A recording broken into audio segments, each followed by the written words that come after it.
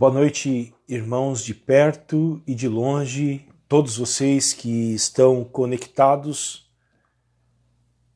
Uma boa noite, que a graça e a paz de Jesus Cristo esteja com vocês, alcance a vida de vocês nesta noite em Balneário Camboriú, Santa Catarina. A todos os que estão perto e os que estão longe, recebam o nosso abraço, a graça e a paz de Jesus Cristo. Amém? Que Deus te abençoe. Sejam bem-vindos à minha casa. Eu estou aqui representando a comunidade, a Igreja Presbiteriana Independente em Balneário Camboriú. E hoje nós estaremos trilhando mais um dos nossos estudos bíblicos, em que nós estamos estudando o livro de Atos dos Apóstolos, este livro tão singular do cânon bíblico, e veremos como que o Evangelho chegou à Europa, como que o Evangelho alcançou o continente europeu e abençoou de tal forma aquele continente no dia de hoje, tá bom? Quero cumprimentar todos vocês que estão com a gente. Eu já posso visualizar aqui a Josi, o Rodrigo, aproveito para cumprimentar a Cassi, o Pedrinho, o Wellington, a Celita, o Nicolas e também o Noah, a nossa querida irmã Jennifer, que é nora do Carlito e da Célia. Jennifer, que Deus te abençoe a sua vida aí no Paraná, também a vida do seu esposo, da sua família. Estou vendo aqui o Carlito, certamente a dona Célia. Um beijo no coração de vocês, vovô Carlito e vovó Célia. O Alexandre, nosso querido irmão Alexandre, a Pati e o Davi, lá no Paraná, em Londrina. Sejam bem-vindos, que Deus abençoe a vida de vocês, Alexandre, abençoe toda a sua família, Kleber, Marciele, que Deus os abençoe também, as saudades de vocês é grande.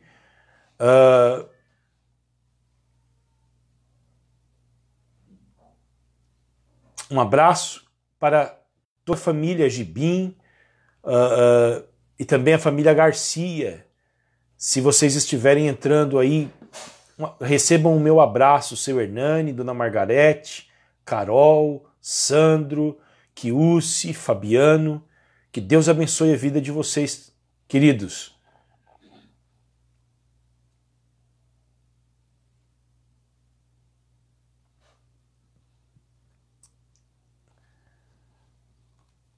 Privilégio poder estar com vocês.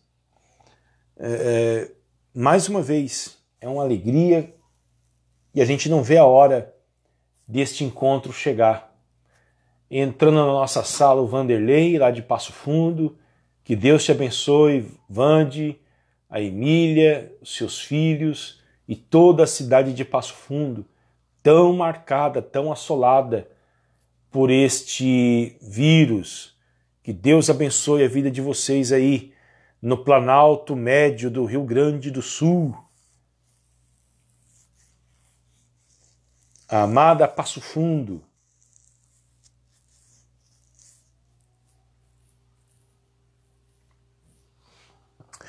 Quero convidá-los para a gente orar, colocar diante de Deus agora toda a nossa vida, toda a nossa realidade.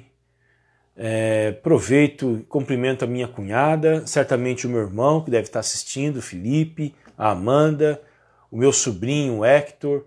Um beijo, Hector. Titio tem muitas saudades de você. E agora eu convido, queridos, para que vocês preparem o coração de vocês e vamos orar. E peguem a Bíblia e como se vocês estivessem na igreja, tá bom? Se preparem para que a gente possa cultuar a Deus, estudar a palavra dele em uma atitude de muita reverência diante dele. Ele que é o nosso Senhor e Salvador, tá bom? Oraremos assim: Pai, nós te damos graças nesta noite. Nós, ó Deus, colocamos as nossas vidas diante de ti. Nós apresentamos, ó Deus, as nossas necessidades, nossas carências, diante do Senhor, que é o Rei deste universo, que nós temos a certeza que por causa de Jesus Cristo e do sacrifício que Ele realizou naquela cruz, o Senhor está nos ouvindo e o Senhor pode nos atender. Oramos, ó Deus, para que o Senhor nos receba nesta noite, para que o Senhor abra a porta do nosso coração, abra a porta da Tua Palavra, para que a Tua Palavra produza frutos profundos nos nossos corações, que a Tua Palavra possa fazer coisas bonitas em nós. Durante esses dias de tamanha falta de esperança, de alegria, de entusiasmo, nós intercedemos, ó Deus, para que o Teu Espírito possa agir com a Tua Palavra e produzir frutos, grandes frutos, para a Tua glória e o Teu louvor. Senhor, nós oramos por todos os nossos irmãos que estão assistindo esta live, os que ainda entrarão na nossa sala. Nós oramos, ó Deus, e pedimos ao Senhor a bênção do Senhor sobre eles, sobre as suas casas, suas famílias. Nós pedimos para que o Senhor aquiete os seus corações, aquiete a alma e que todo o pensamento seja agora levado cativo à presença e o domínio de Jesus Cristo. Senhor, as nossas ansiedades em relação a tantas coisas que estamos vivendo.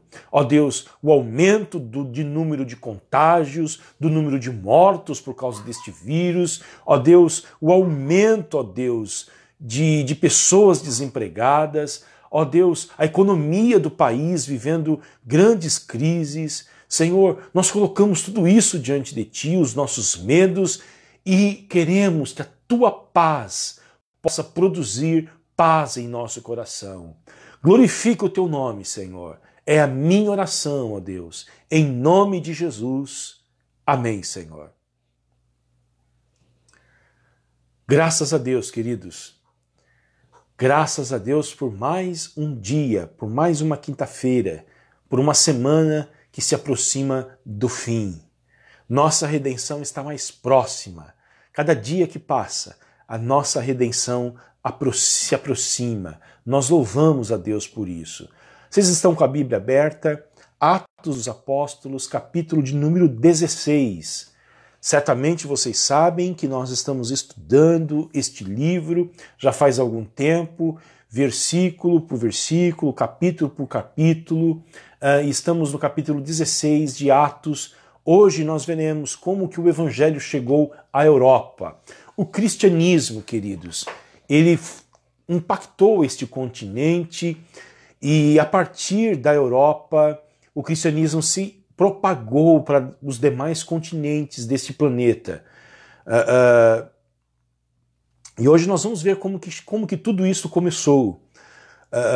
A Europa, que foi o berço do crescimento do cristianismo, as grandes catedrais, o surgimento dos hospitais, o surgimento das universidades, o surgimento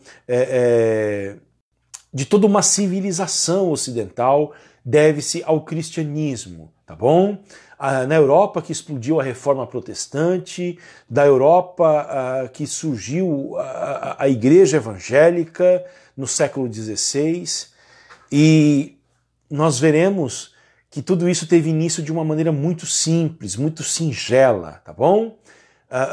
Portanto, convido você mais uma vez a pegar sua Bíblia, Atos dos Apóstolos, capítulo de número 16, versículo de número 11. Semana passada, nós começamos a estudar o capítulo 16 de Atos e nós vimos que a equipe missionária do apóstolo Paulo, composta por Paulo, Silas, Timóteo e Lucas, eles tentaram evangelizar a Ásia e foram impedidos por Deus, pelo Espírito Santo, e foram evangelizar a região da Bitínia, também na Ásia Menor. O Espírito de Jesus não permitiu que eles fossem para lá, e Paulo, em uma noite, teve uma visão, uma visão celestial de um varão macedônio que estava dizendo o seguinte: passe a Macedônia e venha nos ajudar e ajuda-nos. Imediatamente a equipe missionária se dirigiu, entendeu que isso era um chamado divino e eles foram para a região da Macedônia e chegaram lá. Hoje nós vamos ver o que acontece quando eles chegaram na região Macedônia, lá no leste da Europa, tá bom? Vamos ler Atos 16, do 11 até o versículo de número 15. E eu quero cumprimentar a Carol, que está com a gente, Dona Nália, certamente o Renato deve estar por aí. Deixa eu ver quem mais, o Tiago, toda a sua família, os nossos irmãos de Passo Fundo, Jefferson, Andréia, recebam o meu abraço, Jefferson. Deus abençoe a sua vida, meu irmão. Deus abençoe aí a cidade de Passo Fundo, a sua família, Jefferson. A Andréia, as crianças, tá bom? Beijo no coração de vocês, queridos. Atos dos Apóstolos, 16, versículo de número 11, tá bom? É o texto sagrado que nós iremos ler. Segunda viagem missionária do apóstolo Paulo. Diz o seguinte o texto: tendo, pois, navegado de Troade, fomos diretamente para Samotrácia e, no dia seguinte, a Neápolis. Dali fomos a Filipos, cidade da Macedônia. Tiago conhece lá a região, né, Tiago? Primeira do distrito e colônia romana. Estudiosos afirmam que Lucas, autor do Evangelho, era um macedônio, havia nascido em Filipos. Nesta cidade permanecemos alguns dias. No sábado, saímos da cidade para a beira do rio, onde nos pareceu haver um lugar de oração, e assentando-nos, falamos às mulheres que haviam se reunido ali. Certa mulher, chamada Lídia, da cidade de Tiatira, vendedora de púrpura, temente a Deus, nos escutava. O Senhor lhe abriu o coração para que estivesse atenta ao que Paulo dizia. Depois de ser batizada, ela e toda a sua casa nos fez este pedido: se julgam que eu sou fiel ao Senhor, venham ficar na minha casa. E nos constrangeu a isso. Amém. Que Deus nos abençoe diante da sua palavra. Queridos, o Evangelho chega à Europa de uma maneira muito humilde. Não há nada de imponente, não há nada de especial. O Evangelho de Jesus Cristo foi pregado. Se alguém puder, por gentileza, fixar o texto nos comentários de Atos 16, do 11 ao 15, para que, porventura, se alguém chegar depois e entrar na nossa sala de vídeo, possa saber aonde está a referência do texto sagrado que nós estaremos estudando hoje. Por gentileza, eu não consigo fazer isso aqui, mas se alguém puder fazer, por favor, Atos dos Apóstolos, capítulo 16, versículo 11 até o 15. O Evangelho foi pregado a primeira vez no solo europeu. Lembre-se das grandes catedrais na Europa, as suntuosas catedrais, as universidades, os hospitais que foram criados a partir do cristianismo. Tudo isso começou na beira de um rio. E este evangelho foi pregado para um grupo de mulheres. Geralmente, as equipes missionárias, hoje, quando vão começar uma nova igreja em uma cidade, eles escolhem a dedo as pessoas como público-alvo da evangelização.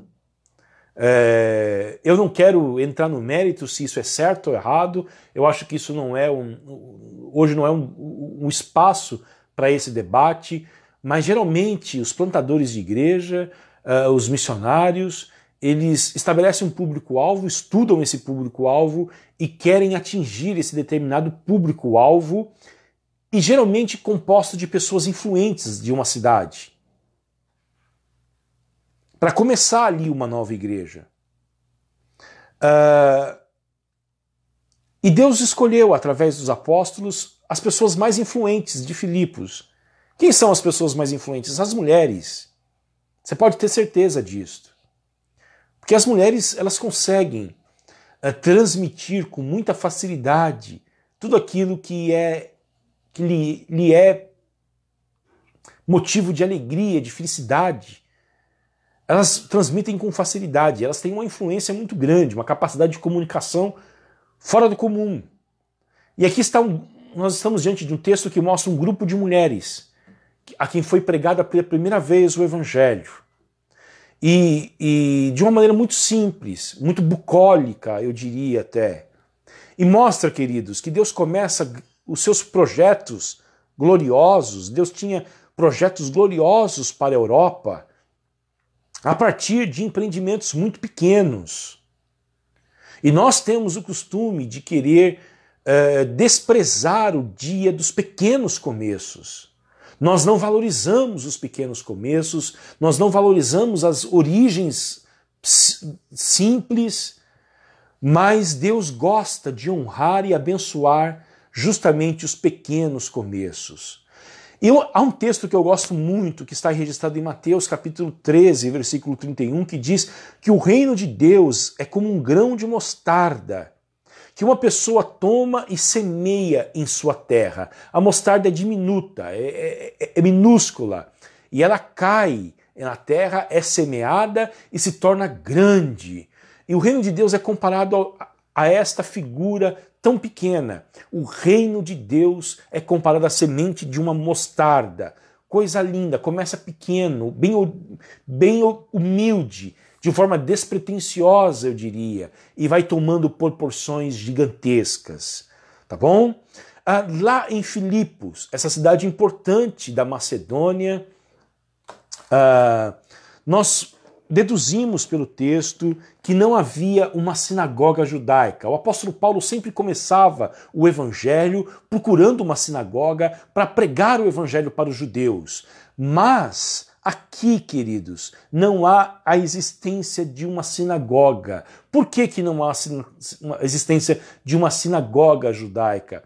Porque não havia 10 judeus suficientes na cidade para formar uma sinagoga. Os judeus diziam que eles precisavam de 10 homens, 10 figuras masculinas, para, a partir dessas pessoas, desses homens, eles formarem uma sinagoga naquele lugar, onde aos sábados eles iriam estudar as Escrituras, orar e adorar a Deus. Mas em Filipos, que é uma cidade pagã, de forte influência romana, na verdade é uma colônia romana, não havia certamente 10 homens judeus ali. Havia alguns judeus, mas não 10. E quando não tem uma sinagoga, o que os judeus fazem? Quando eles estão numa cidade onde não tem 10 judeus, um exemplo, só tem 4. Eles se reúnem aos sábados, todas as vezes, à beira de um rio. Eles vão na beira de um rio e se reúnem aos sábados para ali, queridos, orarem juntos, compartilharem as Escrituras. Por que à beira de um rio? Porque é um ritual que eles têm de purificação. Eles se purificam numa sinagoga, numa casa. Porém, se não tem essa casa, eles procuram um rio para exercer esse ritual de purificação. O Salmo 137, que é um salmo do exílio, composto pelos judeus que foram exilados na Babilônia durante 70 anos, o Salmo 137 diz o seguinte: junto aos rios da Babilônia, nos assentávamos e chorávamos com saudades de Sião. Essa é a referência. Vamos para a beira de um rio, chorar, lamentar pela nossa situação. Porque ali na beira do rio a gente se purifica, faz um ritual de jogar água em nós para mostrar que nós estamos contritos e arrependidos pelos nossos pecados. Neste sábado que o apóstolo Paulo se reúne com essas mulheres para pregar o evangelho em solo europeu, não havia muita gente, queridos. O texto sagrado diz, no versículo de número 13, no sábado saímos da cidade para a beira do rio, onde nos pareceu haver um lugar de oração, e assentando-nos, sentaram na beira do rio e falamos às mulheres que haviam se reunido ali. Algumas mulheres, algumas traduções diz, algumas mulheres que haviam ali se reunido para orar. Apenas, isso me chamou a atenção hoje, eu comentei com a minha esposa, apenas algumas mulheres foram no sábado para a reunião de oração e de estudo das Escrituras. Aonde estavam os homens? A minha esposa perguntou. Aonde esses caras estavam? Que eles não acompanharam as suas esposas nesta reunião de oração. E eu fiquei pensando nisso, de que desde sempre as reuniões de oração são desprezadas. Poucas pessoas frequentam as reuniões de oração. E nós podemos medir, queridos, o sucesso de uma igreja, de um movimento, pela quantidade de pessoas que frequentam justamente as reuniões de oração. Nós podemos deduzir a fidelidade de uma pessoa, o coração de uma pessoa a Deus, pelo tempo que ela devota a Deus em oração.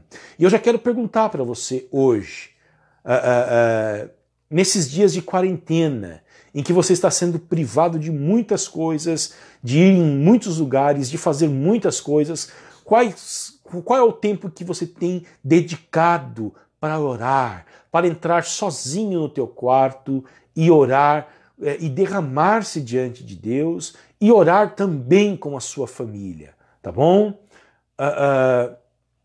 E Deus decidiu, eu fiquei pensando isso hoje, enquanto eu meditava nesse texto, Deus decidiu salvar e iniciar um grande projeto na Europa a partir de uma simples reunião de oração, queridos, em que geralmente vai poucas pessoas. Mas neste dia Deus honrou a fé dessas mulheres, especialmente de uma mulher, que o texto vai chamar de Lídia. Olha só, versículo de número 14, o texto diz, certa mulher chamada Lídia, da cidade de Tiatira, vendedora de púrpura, temente a Deus, nos escutava. Vamos explorar um pouco esse versículo 14. Lídia, de onde ela é? Ela é de Tiatira. Tiatira é uma cidade da Ásia. No Apocalipse, capítulo 2 e o capítulo 3, nos relatos das 7 igrejas da Ásia, nós ficamos sabendo pelo apóstolo João da existência de uma igreja na cidade de Tiatira, cidade natal da Lídia, continente asiático, queridos. E é o local aonde o Paulo, não sei se vocês se lembram, na semana passada o apóstolo Paulo foi impedido de ir justamente para esta região da Ásia Menor, região vasta, na Turquia, que hoje compreende, na verdade, a região turca. Paulo foi impedido de pregar ali. Atos dos Apóstolos, capítulo 16, versículo de número 6, olha só. E percorreram a região frígio-gálata, tendo sido impedidos pelo Espírito Santo de pregar a palavra na província da Ásia. Eles intentaram ir para lá, o Espírito Santo não permitiu que eles fossem. Porém, este mesmo Espírito, este mesmo Deus, este Deus trino, composto pelo Pai, Filho e o Espírito Santo, trouxe alguém da Ásia e levou para a Europa para se encontrar com o apóstolo Paulo. Isto é obra da providência divina. A teologia reformada chama isso de providência divina. O ato de Deus dirigir as coisas, os atos das pessoas, os passos das pessoas para o seu fim, tá bom? Isso chama-se doutrina da providência divina. Paulo não pôde ir à Ásia para pregar ali, mas Deus levou uma asiática para a Europa para que ela escutasse o evangelho. Precisou que Paulo tivesse uma visão de um macedônio para ir até Filipos. Ele tensionava ir para o lado oposto, mas Deus queria que ele fosse para o ocidente. E este Deus que governa todas as coisas anula aquilo que ele deseja anular. Ele providenciou este encontro especial da Lídia com o apóstolo Paulo. Nós deduzimos e afirmamos, na verdade, nós afirmamos que a providência de Deus trabalha para a salvação dos eleitos, tá bom? Como é que foi o meio que Deus usou para que você conhecesse o Evangelho? Isso é trabalho da providência divina. Às vezes Deus leva uma pessoa para morar em uma outra cidade e ali ela enfrenta dificuldades, lutas, aflições, mas tem um vizinho, tem um companheiro de trabalho que Deus designou para que ele pregasse para ela, convidasse ela para a igreja, fosse discipular ela, e a partir disso ela conhece o Evangelho. Nisso é a providência divina. Glória a Deus por isso, como a minha cunhada Amanda está dizendo, glória a Deus. Deus age para providenciar a nossa salvação, tá bom? Quem era essa Lídia? O que ela fazia? O texto sagrado diz. Ela era uma vendedora de púrpura. Ela vendia um produto caríssimo, em que era originário da sua cidade, Tiatira, e que era aplicado à roupa. E esse produto era muito apreciado pela elite romana. E ela foi morar certamente, ou tinha uma casa em Filipos, ou tinha uma loja em Filipos, porque Filipos era uma cidade muito rica. Havia muito ouro em Filipos, havia minérios, uma cidade riquíssima, que não pagava tributos para Roma. Então os habitantes ali dessa cidade, eles não tinham que pagar impostos para o Império Romano, porque todos eles eram cidadãos romanos e gozavam de um privilégio especial, por serem cidadãos de Filipos. E era uma das cidades mais prósperas do continente europeu, aliás, de todo o continente, tá bom? Uma cidade riquíssima. E eles apreciavam muito a púrpura para enfeitar as suas roupas. E Lídia era uma vendedora. Isso deduz que ela era uma mulher muito rica, muito próspera. O texto vai dizer, olha só, Atos dos Apóstolos 16 e o versículo de número 15, que ela era dona de uma casa muito grande na cidade, porque ela, depois da sua conversão, ela pede para que o apóstolo vá para sua casa. Não havia hotéis naquela época, queridos, não havia hostels. A hospitalidade era muito apreciada. E eles são estrangeiros, são estranhos. Ela se converte e abre a sua casa, pressupõe que ela tem uma família, ela tem filhos, porque o texto vai mostrar isso, ela tem empregados, ela tem servos, e ela tem condições de abrigar uma equipe missionária na sua casa. Não era uma pessoa pobre, era uma pessoa rica, abastada e que tinha uma casa muito grande para receber pessoas ali. E o que mais o texto diz sobre a Lídia? O texto sagrado diz que ela era uma mulher temente a Deus. Isso aqui é muito importante. Lídia era uma mulher temente a Deus. Isto, queridos, nos remete à ideia de que a graça de Deus estava trabalhando no coração da Lídia antes mesmo que ela conhecesse Jesus.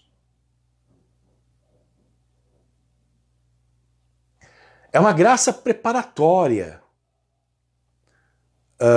que prepara os homens para este encontro especial deles com Jesus Cristo. Tá bom? Existem pessoas que nascem em um lar piedoso, têm avós piedosos, irmãos piedosos, amigos piedosos, e que recebem uma influência santa desde sempre. E são estimulados à fé. Existem pessoas que são influenciadas pelo Evangelho e elas ainda não tiveram um encontro pessoal com Jesus Cristo, não nasceram de novo, não foram regeneradas, mas o Espírito Santo está trabalhando dentro do coração delas, tirando preconceitos, tirando ideias erradas que elas, porventura, podem ter sobre Jesus, sobre a igreja. Esse era o caso da Lídia. Ela era temente a Deus. O que significa temente a Deus aqui no texto? Significa que ela era simpatizante do judaísmo. Ela não era uma judia, ela era estrangeira, gentia. Porém, ela simpatizava com o judaísmo, ela conheceu o judaísmo, talvez os judeus evangelizaram ela em Tiatira, na sua cidade de origem, ou até mesmo em Filipos, nós não sabemos, e ela se interessou em conhecer as escrituras sagradas do Antigo Testamento.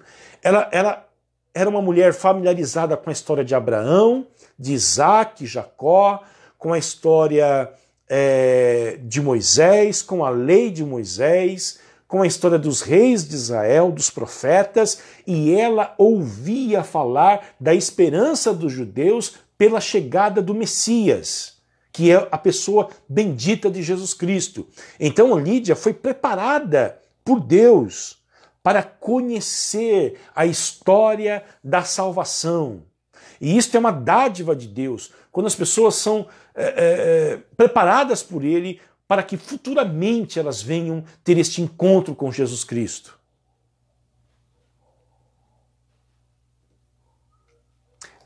A Lídia frequentava a reunião dos judeus. Olha só, ela é uma mulher rica, importante. Ela é uma mulher fashion. Ela tem uma loja em Filipos que é frequentada pela elite da cidade.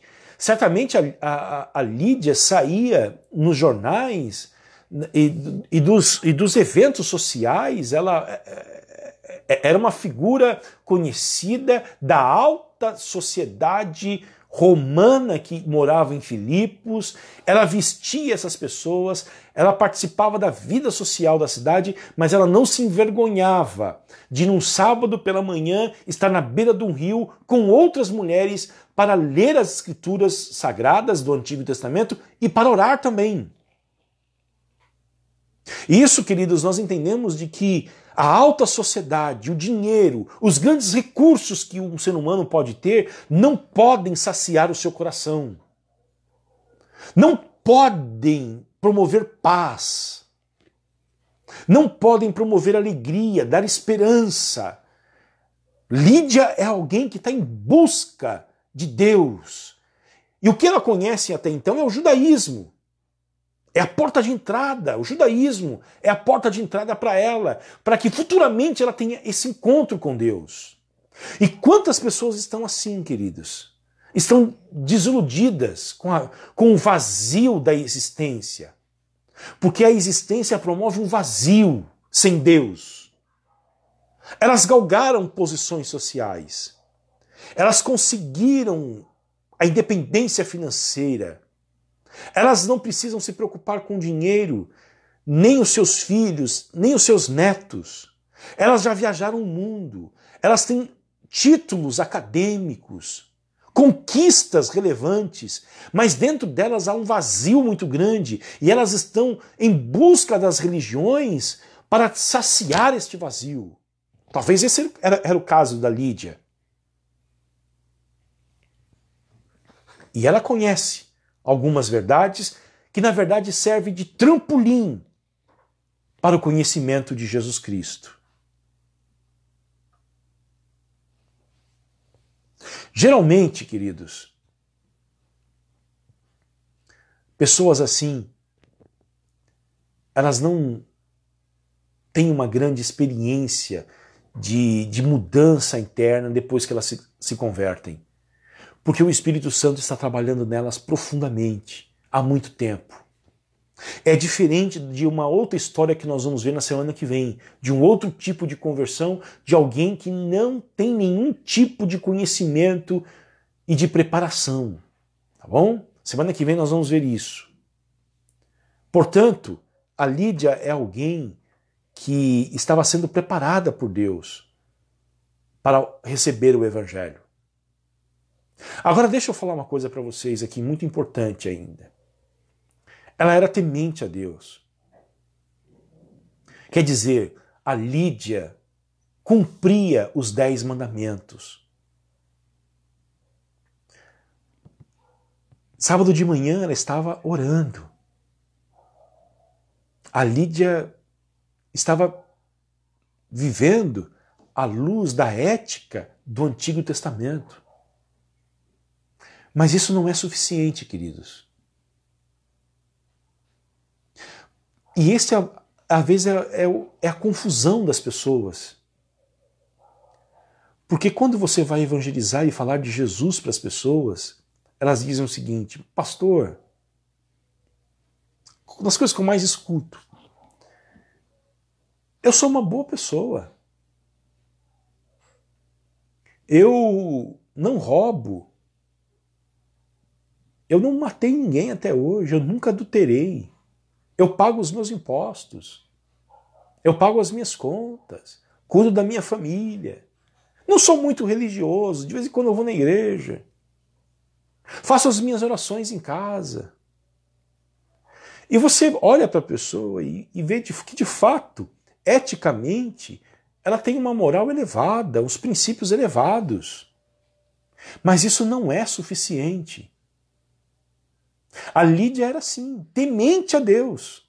Ela sabia que Deus existia, que Deus era o único Deus. Ela já tinha abandonado a ideia pagã do politeísmo de vários deuses. Ela também não era nenhuma idiota para negar a existência de Deus, como os ateus o fazem.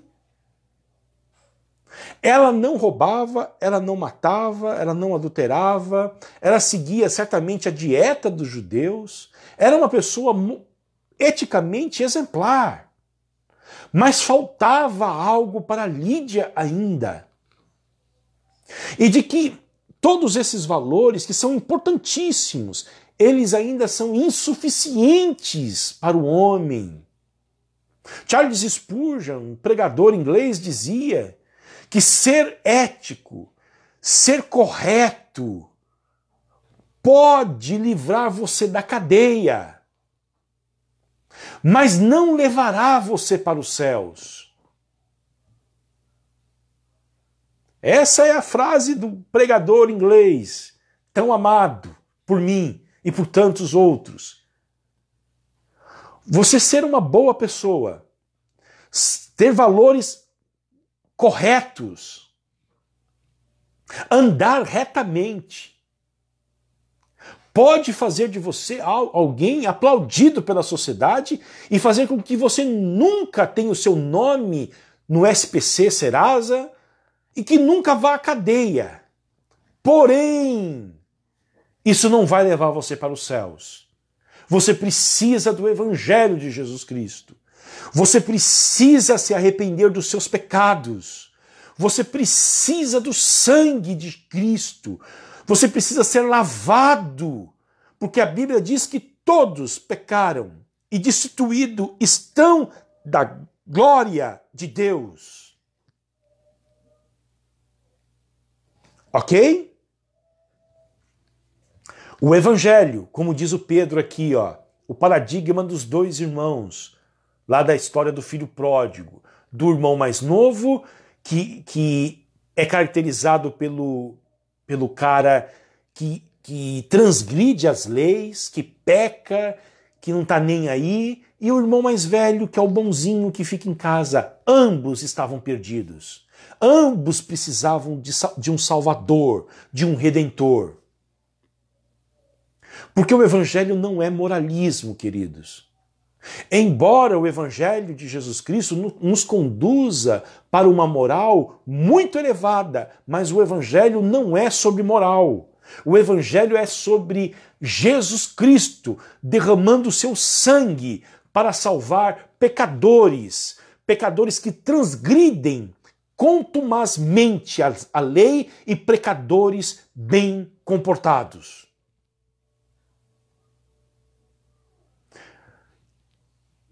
Todos pecaram e destituídos estão da glória de Deus.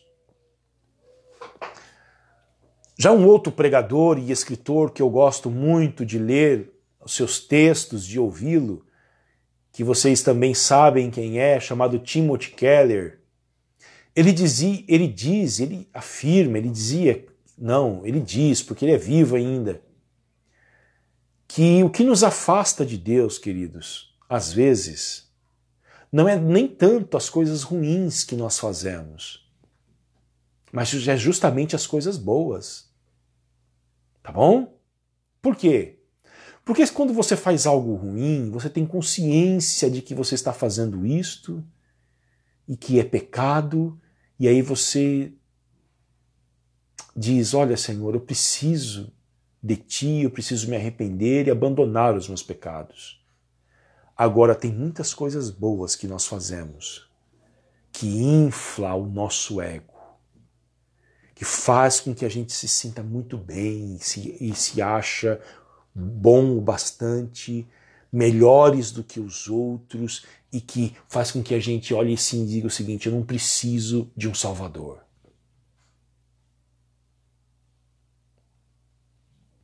Embora Lídia fosse temente a Deus, ela precisava de algo mais. E é isto que nós afirmamos e nós pregamos, queridos. Afirmamos que todos pecaram e destituídos estão da glória de Deus. Tá bom? O que acontece com ela, queridos? Enquanto Paulo está ali sentado na beira do rio, olha como que começa o evangelho na Europa. 4 homens, Paulo, Lucas, Silas e Timóteo, ao lado de algumas mulheres. Eles estão sentados na beira de um rio e Paulo está com as escrituras certamente abertas, pregando para ela. O texto diz o seguinte, ela nos escutava.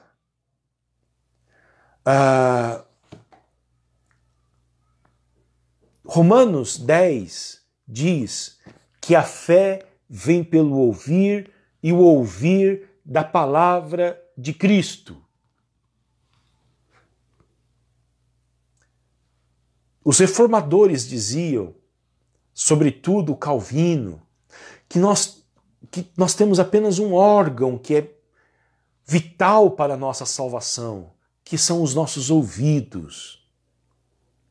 E aprove a Deus salvar o homem através da loucura da pregação. O apóstolo Paulo afirma isso em 1 Coríntios, que Deus decidiu salvar o homem através da loucura da pregação. Se você tirar a pregação do cristianismo, você tira toda a sua força, porque Deus decidiu usar a fraqueza humana, que é o pregador, e a poderosa palavra que sai de bocas fracas, frágeis e pecadoras, e unir o seu espírito a esta palavra para produzir uma nova criação.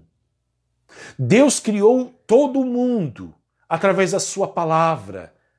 E Deus cria um novo mundo dentro de nós a partir da sua palavra também. O cristianismo é a religião da palavra de Deus. Nós pregamos e afirmamos que Deus falou e é importante que os homens escutem aquilo que Deus falou. Pregação. o anúncio da verdade do Evangelho. O que acontece com a Lídia? O texto diz que o Senhor lhe abriu o coração para que estivesse atenta ao que Paulo dizia. Olha só, ela está ouvindo e Deus abre o seu coração. Acontece um milagre dentro da Lídia. Acontece um milagre no aspecto mais profundo da sua existência, que é o seu coração. E isto, queridos, os homens não podem fazer. As palavras humanas são incapazes. Os recursos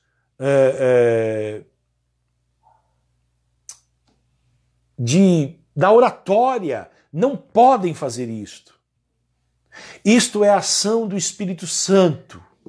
E sem a ação do Espírito Santo, a palavra de Deus, ela entra pelos ouvidos e não é capaz. A palavra não é capaz de produzir regeneração, novo nascimento, transformação interior. Abram a Bíblia de vocês em Mateus capítulo 13, versículo 13 até o 15. Voltem aí, Novo Testamento, Mateus 13. Se a gente estivesse na igreja agora, eu ia pedir para o Renato ler esse texto para mim. Que saudades de estar com vocês lá, queridos. De saudades desses momentos dos nossos estudos em que vocês interagem, que vocês falam, em que vocês leem o texto sagrado comigo. Viu, Renato? Eu ia pedir para você, meu irmão. Quase que eu pedi para você agora, para você ler aí da sua casa esse texto. Aí eu lembrei que você não tem microfone para ler comigo. Tá bom? Mateus, capítulo 13, e o versículo de número 13. Por isso, olha, na verdade, queridos, vamos ler Mateus 13 e o 11, tá? A partir do 11, olha só. 11 não, do 10, desculpa. Mateus 13, do 10 até o 15, 5 versículos. Então os discípulos se aproximaram de Jesus e lhe perguntaram: por que o Senhor fala com eles por meio de parábolas? Ao que Jesus respondeu: porque a vocês é dado conhecer os mistérios do reino dos céus, mas àqueles isso não é concedido. Olha só, doutrina da eleição aqui. Uns é concedido a dádiva de conhecer os mistérios do reino dos céus, para outros não. Versículo 12. Pois ao que tem, mais será dado. Você pode glorificar a Deus por isso? Você já conhece um pouquinho do reino de Deus? Dos mistérios do reino de Deus? Se você já conhece um pouquinho, como eu, conheço tão pouco, regozije-se e creia nessa promessa de que Deus vai te dar mais conhecimento, para que você tenha em abundância. Mas ao que não tem, até o que tem lhe será tirado. Olha só, que palavra dura. Por isso, falo com eles por meio de parábolas. É um sinal de... As parábolas que Jesus falava não eram um recurso estilístico de comunicação. As parábolas tão usadas por Jesus eram um sinal de juízo para que os ouvintes dele não entendessem aquilo que ele estava falando. Talvez esse Jesus que eu estou falando aqui, você não esteja muito familiarizado com ele, mas é um Jesus que traz juízo sobre os pecadores. E uma das maneiras de juízo, queridos, de Deus contra a humanidade pecadora, é a humanidade não entender o Evangelho, não compreender o Evangelho que é simples. Isto é juízo de Deus.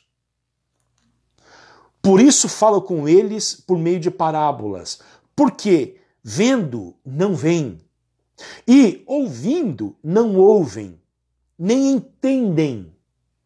Assim nele se cumpre a profecia de Isaías: ouvindo, vocês ouvirão, e de modo nenhum entenderão. Vendo o quê? Os milagres, vocês verão, e de modo nenhum perceberão. Porque o coração deste povo está endurecido. Ouviram com os ouvidos tapados e fecharam os olhos, para não acontecer que vejam com os olhos, ouçam com os ouvidos, entendam com o coração, se convertam e sejam por mim curados. Sem a atuação do doce Espírito Santo, o homem não entende, não compreende, não tem os seus olhos espirituais abertos para entender a verdade do Evangelho.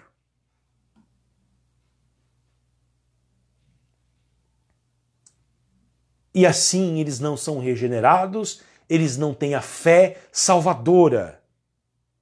Mas a Lídia, queridos, voltando para a Lídia, o coração dela foi aberto por Deus.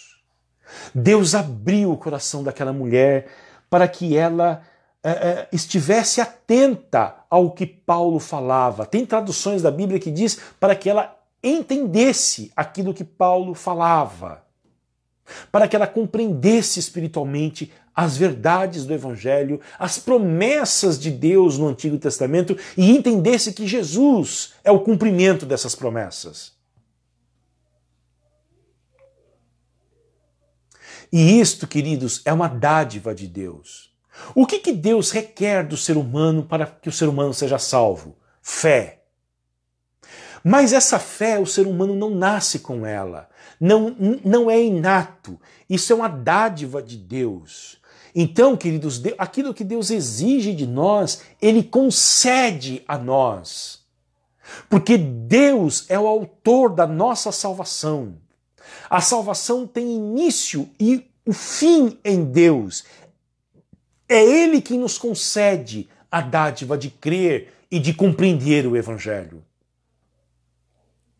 Eu posso ilustrar isso, queridos, lendo um texto com vocês em Tito. Vamos lá para quase o final do Novo Testamento. Depois de Timóteo, depois de 2 Timóteo, vem o livro de Tito. Talvez você não esteja familiarizado com esse livro. Tá bom? Então nós vamos ler 2 versículos do capítulo 3 do livro de Tito, que é um dos companheiros de viagem do apóstolo Paulo, era pastor, e Paulo escreveu para ele. Tito capítulo 3, vamos ler comigo? Diz assim a palavra de Deus: pois nós também, no passado, éramos insensatos, desobedientes, desgarrados, escravos de todo tipo de paixões e prazeres, vivendo em maldade e inveja, sendo odiados e odiando uns aos outros. Olha o cenário que o apóstolo Paulo descreve da humanidade.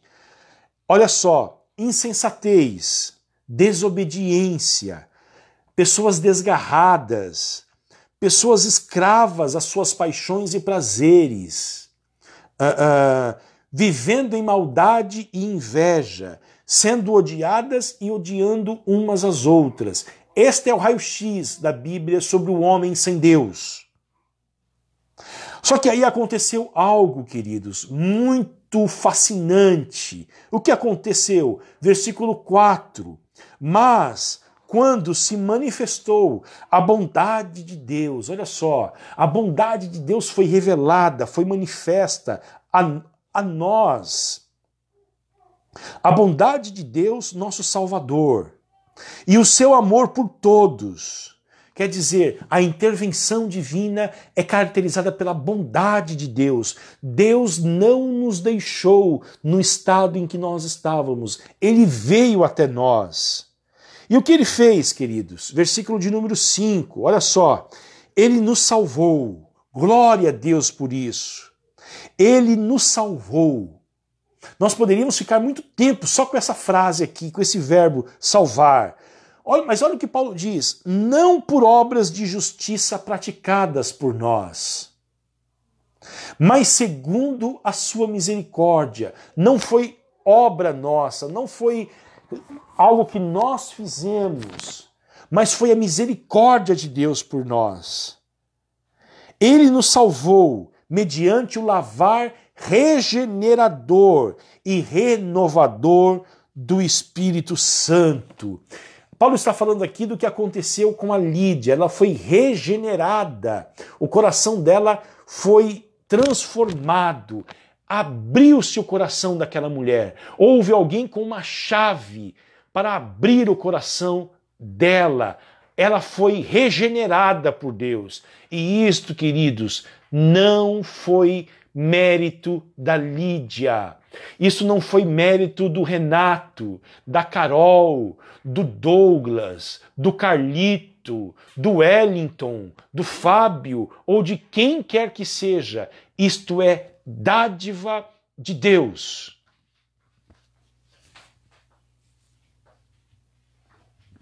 Tá bom? Dádiva de Deus.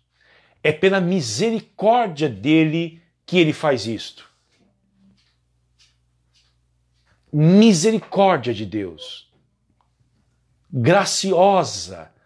A misericórdia dele. Não há espaço para o mérito do homem. É Deus quem faz isso.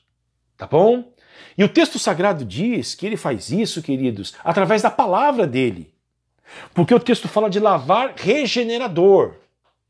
E água na Bíblia é um dos símbolos do Espírito Santo, da palavra de Deus, na verdade, e do Espírito Santo também.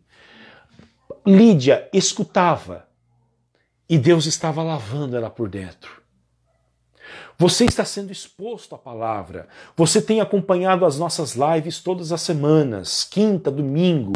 Você precisa saber que enquanto você escuta a palavra de Deus, o Espírito Santo está lavando você por dentro.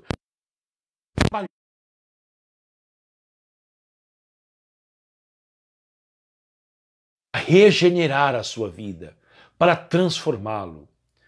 Minha conexão caiu aqui, queridos. Tá tudo bem? Vocês podem me ouvir? Podem me ver normalmente?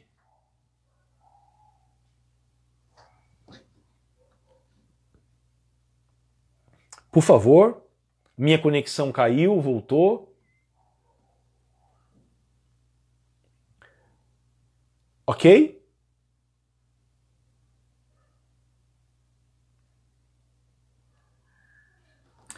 O que acontece com a Lídia? Ela escuta e o que acontece com ela? O Lucas é muito sucinto, ele é discreto. Eu gostaria muito que o Lucas contasse com detalhes como é que foi a experiência, se ela chorou, se ela dobrou os seus joelhos ali na beira do rio, se ela fez a oração do pecador que se arrepende, se as outras mulheres também foram alcançadas pelo Evangelho. O Lucas não fala nada sobre isso. Ele é muito sucinto. Olha só, depois de ser batizada, a Lídia foi batizada, queridos.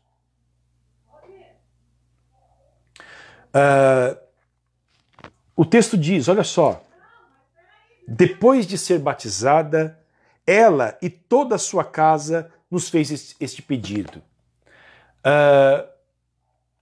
Foi batizada ela e toda a sua casa. Deixa eu dizer algo para vocês aqui. Os estudiosos da língua grega afirmam que a palavra oikos, que é a palavra casa usada aqui em Atos dos Apóstolos, capítulo de número 16 e o versículo de número 15 quer dizer, é uma palavra que é usada para casa todas as vezes que inclui a presença de crianças, tá bom? Então o Lucas está dizendo para nós, Lídia e as suas crianças da sua casa foram batizadas. Pressupõe também que os seus empregados, os seus servos. Então nós temos aqui, queridos, um registro da atividade da igreja primitiva em batizar crianças. E que a nossa igreja adota isso. Nós batizamos as nossas crianças. E isso é uma prática da igreja primitiva. Um dos manuscritos antigos fala justamente nesse texto de que há uma nota de rodapé, de que toda a casa da Lídia, incluindo crianças, seus filhos e também os seus filhos dos seus servos foram crianças. Porque o que significa para nós, queridos reformados, presbiterianos, o batismo? O batismo é um sinal e um selo da nossa justificação. Um batismo salva uma pessoa? Não. Nós não podemos, queridos, supervalorizar o batismo, mas nós não podemos também desprezar o batismo. É ordenança de Jesus.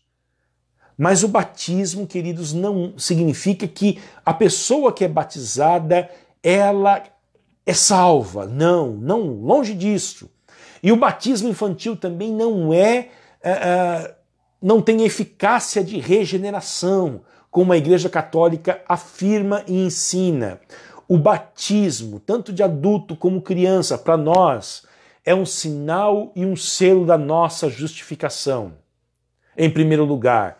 Em segundo lugar, é um sinal e selo da nossa união com Cristo. Em terceiro lugar, é um sinal e um selo de que os nossos pecados foram lavados e perdoados. Em quarto lugar, é um sinal e um selo da nossa nova obediência e um desejo de servir e amar ao Senhor Jesus Cristo. Tá bom? Hoje eu falei para o meu filho aqui, o Thomas, que eu não vejo a hora de voltar os cultos para batizá-lo, queridos. Marcar o batismo do meu bebê, tá bom? Portanto, nós temos aqui no texto a indicação de toda a casa da Lídia foi alcançada pelo Evangelho. Uma segunda coisa que eu queria falar, ela e a sua casa, o texto diz. A sua família imediata foi alcançada pelo Evangelho. E eu fiquei pensando nessa mulher hoje. Comentei com ela, com a minha esposa. Ela leva toda a sua casa para a reunião de oração. Não fala que ela tem marido, mas fala dos demais membros da família. Não sabemos se ela era viúva, separada. O que nós sabemos é que ela é vendedora de púrpura. O que nós sabemos sobre ela é que ela é temente a Deus e que ela é de Tiatira, mas nós vemos outras coisas importantíssimas na vida desta mulher. De que ela é uma líder espiritual dentro da sua casa.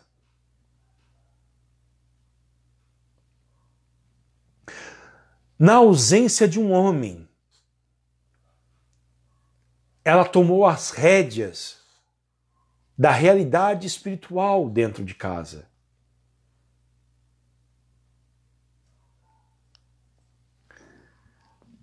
E isso é um desafio para as mulheres que não têm maridos, são separadas, pós-casadas, divorciadas, mães solteiras, que têm filhos. ou até mesmo mulheres que são casadas com homens que não são da fé, ou até mesmo mulheres que são casadas com homens que são da fé, contudo, esses homens não exercem a liderança espiritual dentro das suas casas. Porque, infelizmente, queridos, há muitos homens que não exercem o papel de liderança espiritual dentro dos seus lares. E a Igreja de Jesus Cristo paga um preço muito caro por isto. Eu vou dizer depois para vocês por que a igreja paga um preço caro por isso. Aliás, eu não posso perder, eu tenho que dizer isto. Porque uma igreja forte é uma igreja em que tem uma casa forte. A casa forte vai produzir uma igreja forte. E uma casa aonde não há, queridos, piedade, não há leitura das Escrituras, não há oração e não há liderança espiritual, é uma casa fraca. E esta responsabilidade Deus deu aos homens, deles liderarem as suas esposas, liderarem os seus filhos. Mas, na ausência desses homens, o que as mulheres devem fazer? Elas não devem se omitir. Elas devem liderar as suas casas espiritualmente, os seus filhos. E é o que a Lídia faz.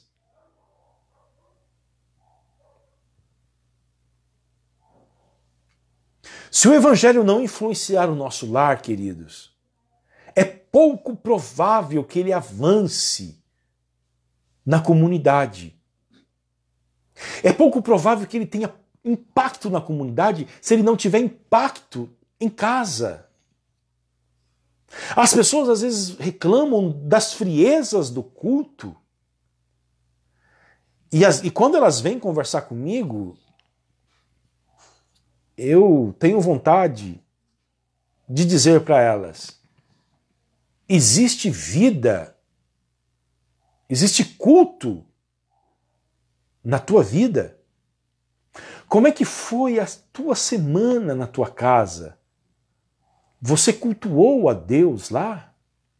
Você prestou culto para Deus na tua casa para que você chegasse no domingo e entregasse a Ele a tua adoração e o teu louvor?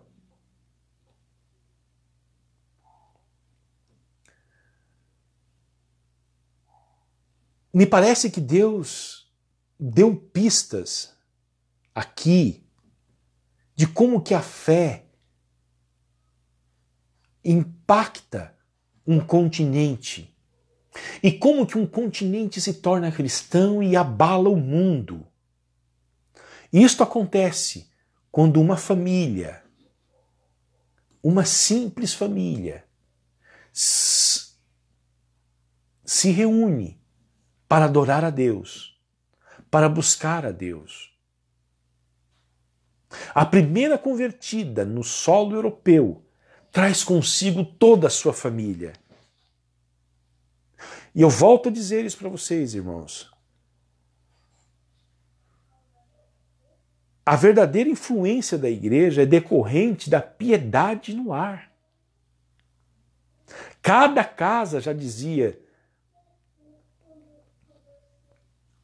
cada casa deve ser uma igreja. E a oração familiar e o púlpito são os baluartes do protestantismo.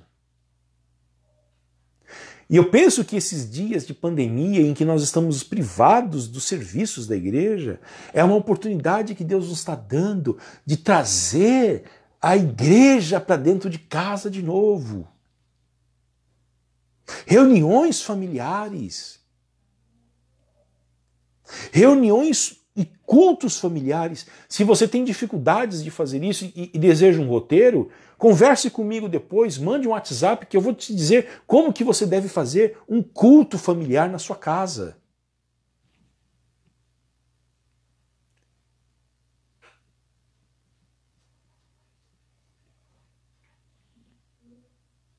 Porque Deus deseja alcançar famílias. Deus deseja aquecer o coração das famílias, e as famílias aquecem a igreja e incendeiam a igreja. E nesses dias, queridos, nós temos o desafio de não apenas alcançar as pessoas, as famílias das pessoas que estão lá fora, mas alcançar as famílias dentro da igreja.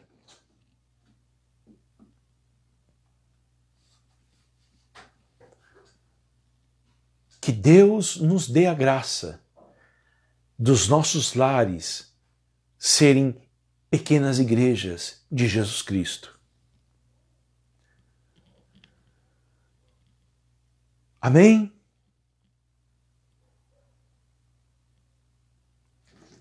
Eu quero desafiar os papais que estão aqui assistindo.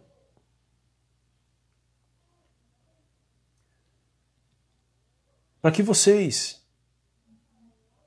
chame os teus filhos, chame a tua esposa ao redor da mesa. Sabe o que eu costumo fazer aqui em casa? Pego a Bíblia, a Eliane pega a dela, e a gente pega um capítulo da Bíblia, lê esse capítulo, cada um lê um versículo. Nós cantamos algum cântico, a Alice escolhe um hino, uma música. Se a gente não consegue cantar, nós colocamos no celular, no YouTube. Cantamos, oramos. Às vezes eu explico aquela passagem bíblica, às vezes não. Oramos sobre essa passagem bíblica. Terminou. Isso, querido, ao longo dos meses, dos dias, dos meses e dos anos, faz toda a diferença na dinâmica familiar. Amém? Para terminar, o que acontece com a Lídia? Ela faz um pedido para o apóstolo Paulo. Ela tem um desejo de servir. A Lídia expressa sua gratidão a Deus pela salvação. Ela entende o grande processo que aconteceu com ela, de onde ela foi tirada e onde ela foi inserida depois. Nós fomos arrancados do império das trevas e transportados para o reino de Deus, do seu Filho amado, em quem nós temos a redenção pelo seu sangue. Isso é a maior dádiva que o ser humano pode ter. E nós vivemos a partir de então com uma gratidão no coração. E a gratidão da Lídia é expressa no desejo de servir. Uma das evidências de que o Espírito Santo trabalhou dentro de nós é colocando em nós justamente isto, desejo de servir. Olha o que ela faz. Se julgam que eu sou fiel ao Senhor, venham ficar na minha casa. Quando o coração se abre, a casa também é aberta. Quando o coração se abre, o bolso também é aberto. Quando o coração se abre, a agenda também é aberta. Quando o coração se abre, as mãos também são abertas. Uma das evidências da salvação, da regeneração, é um desejo de servir a Deus. Ela insiste, olha só, ela constrangeu o apóstolo Paulo e a equipe missionária para que eles ficassem na casa dela. Eu quero que vocês fiquem. Paulo falou, não, nós não vamos ficar. Eu quero que vocês fiquem. Constrangeu a equipe apostólica para isto. E quando você lê Filipenses, Paulo escreve uma carta para esta igreja que ele fundou aqui em Filipos, você vê o relacionamento que o apóstolo Paulo tem com essa igreja. É a igreja mais afetuosa, é a igreja mais generosa, é a única igreja que o apóstolo Paulo aceita receber recursos financeiros para o seu ministério. Tudo isso começou com a Lídia. Porque, queridos, quando o coração é aberto, a casa é aberta. Quando o coração é aberto, o bolso é aberto. Quando o coração é aberto, a agenda é aberta. As mãos são abertas. Nós queremos abençoar porque nós entendemos que recebemos o maior tesouro deste mundo, Jesus Cristo, e recebemos de graça. E Ele disse para nós, de graça vocês receberam, de graça dai. Tá bom? Então nós, queridos, encerrando o nosso estudo de hoje, nós vimos a simplicidade do Evangelho no continente europeu, a simplicidade do começo do Evangelho naquele continente. Nós vimos a história da Lídia, que foi a primeira pessoa convertida na Europa.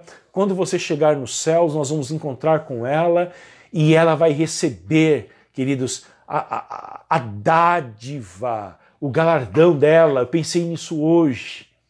Todo o continente europeu, de Martinho Lutero, de João Calvino, de John Wesley, de Billy Graham, não, de John Knox e de outros grandes homens e mulheres que impactaram esse mundo para Jesus Cristo. Tudo isso começou com uma mulher que foi alcançada com o Evangelho, abriu a sua casa para que o Evangelho se propagasse na cidade de Filipos. Deus começa as suas grandes coisas de uma maneira muito simples. Nós vimos, queridos, que Deus prepara o coração das pessoas para o Evangelho.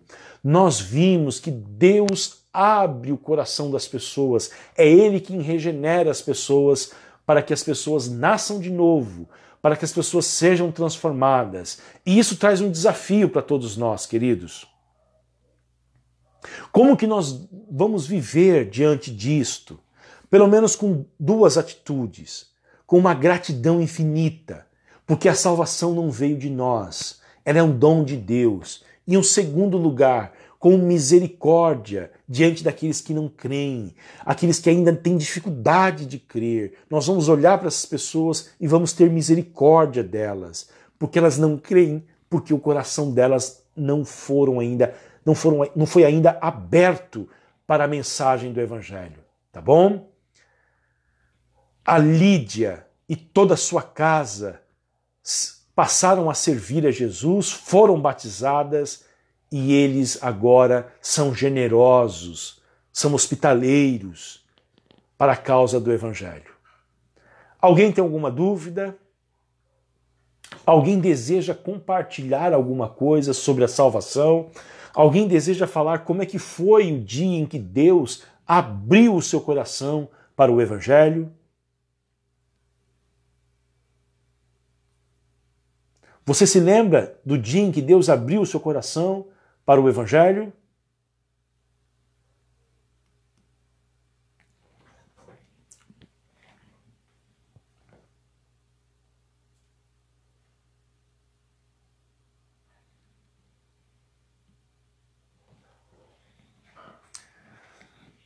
Vamos orar?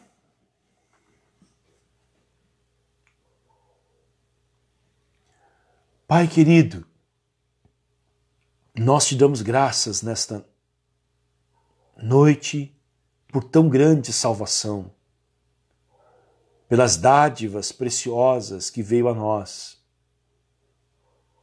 Te damos graças, ó Deus, te louvamos, te bendizemos e pedimos que o Senhor nos faça arautos do Evangelho de Jesus, aqui em Balneário Camboriú, em Florianópolis, Itajaí, Navegantes, Camboriú, São Paulo, no Paraná. Nos faça arautos desse Evangelho. Aqueles que estão à nossa volta, que estão sedentos para ouvi-lo. Abra nossos lábios, a nossa boca, porque nós sabemos que há pessoas escolhidas pelo Senhor.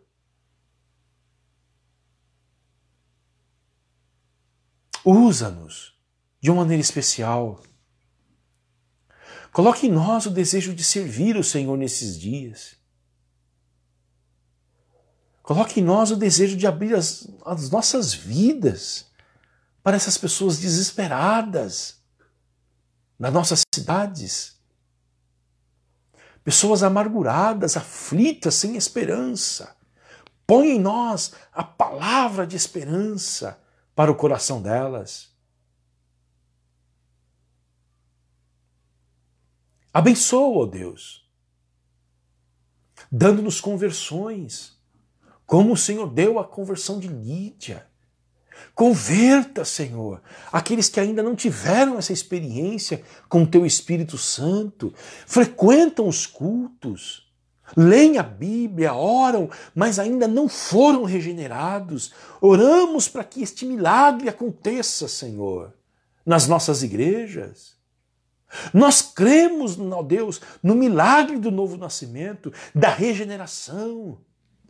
E nós pedimos isso ao Senhor, dá-nos pessoas regeneradas.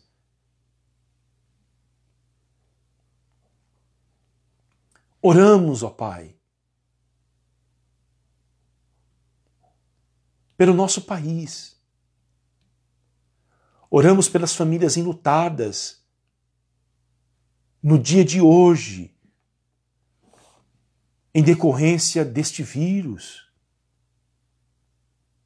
Oramos pelos que estão internados.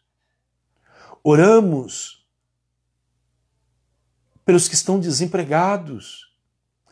Oramos por aqueles que estão, ó Deus, aflitos, sem recursos, sem nenhum tipo de seguro.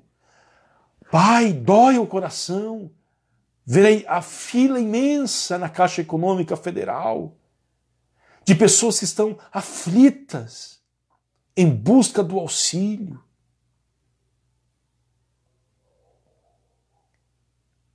Senhor, nós oramos nesta noite para que a nossa igreja possa começar uma campanha para levantar recursos e que a nossa igreja ajude, Senhor, as famílias com alimento. Nos conceda esta dádiva para fazer isto, ajudarmos as pessoas da nossa cidade que estão necessitadas, ó Deus, e carentes de Ti e de recursos também para a sobrevivência. Oramos pelos nossos líderes, ó Deus. Oramos pelo prefeito da nossa cidade que está, ó Deus, acometido. Foi contagiado. Livre a sua família, a sua esposa que está grávida, seus filhos. Guarde o nosso prefeito, Senhor. Abençoa, ó Deus, a sua administração. Dê sabedoria para ele, para os seus pares, secretários. Oramos pelo governador do estado. Oramos por aqueles que participaram deste conluio maligno da compra desses respiradores acima do preço, Senhor. Oramos para que a justiça seja eficaz e revele, ó Deus, aonde foi parar esse dinheiro. Oramos pelo presidente da República. Pedimos pela sua vida, a vida da sua família. Pedimos para que o Senhor dê a ele sabedoria, aqueles que o aconselham. Senhor, oramos pelos ministros da saúde, da economia. Oramos pelos inúmeros profissionais da saúde que estão trabalhando. Técnicos de enfermagem, enfermeiros, médicos, maqueiros, profissionais da limpeza dos hospitais, serventes, ó Deus. Oramos pelos profissionais, ó Deus, da saúde, pela comunidade científica. Oramos pelos policiais militares que estão na rua, expostos também, Senhor. Pai Santo, pedimos pela saúde emocional da nossa população. Aqueles que estão, ó Deus, sofrendo com depressão, com os transtornos e têm recorrido à pornografia, às drogas, à bebida alcoólica. Senhor, tenha misericórdia.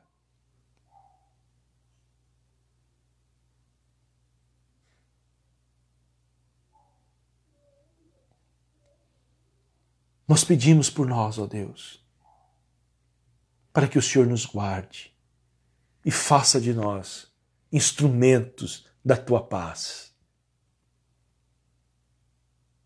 Oramos assim, em nome de Jesus, com o perdão dos nossos pecados, ó Deus. Amém, Senhor. E amém. Dona Eleusa Duarte, nossa irmã lá de Florianópolis, Deus abençoe a sua vida. Deus abençoe a família Minikowski, a Juana, Vicente, o Daniel, o Davi. Deus abençoe a Silvana, que está por aqui também. Família Prado, a família Dogado, família do Wellington, da Celita, o Rodrigo, Josi, Gabi, família Menezes, ao querido Alexandre, lá em Londrina. Deus abençoe a vida de vocês, tá bom? Nós voltamos domingo, queridos.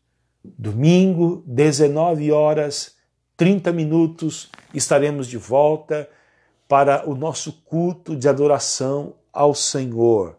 Quem sabe, domingo nós estamos liberados para cultuar a Deus no nosso templo. Quem sabe? Deus pode fazer milagres. Deus pode nos abençoar. Dona Josefa Gibim, olha só. Um abraço para a senhora, Dona Josefa, também para o seu Gibim, tá bom? Um beijo no coração de vocês. Luiz, Deus abençoe a sua vida, Luiz. A sua vida, a vida dos seus filhos, da Gabi, tá bom? Seu Hernani Garcia, Deus te abençoe também. Um abraço para a Celita, para o Nicolas. Tá bom, queridos? Alguma observação, alguma pergunta do texto que nós lemos? Alguma pergunta que surge?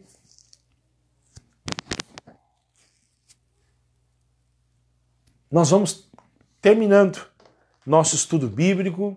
Que Deus os abençoe em Cristo Jesus.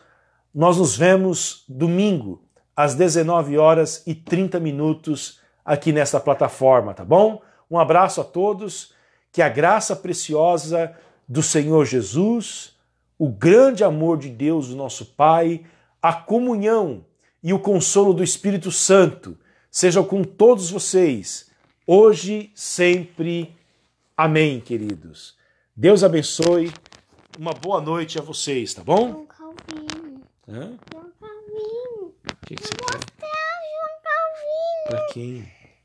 Vovô Gaíde. Manda um beijo pra vovó Célia e vovô Carlito. Manda um beijo pra toda a igreja lá. Isso. Deus abençoe, queridos.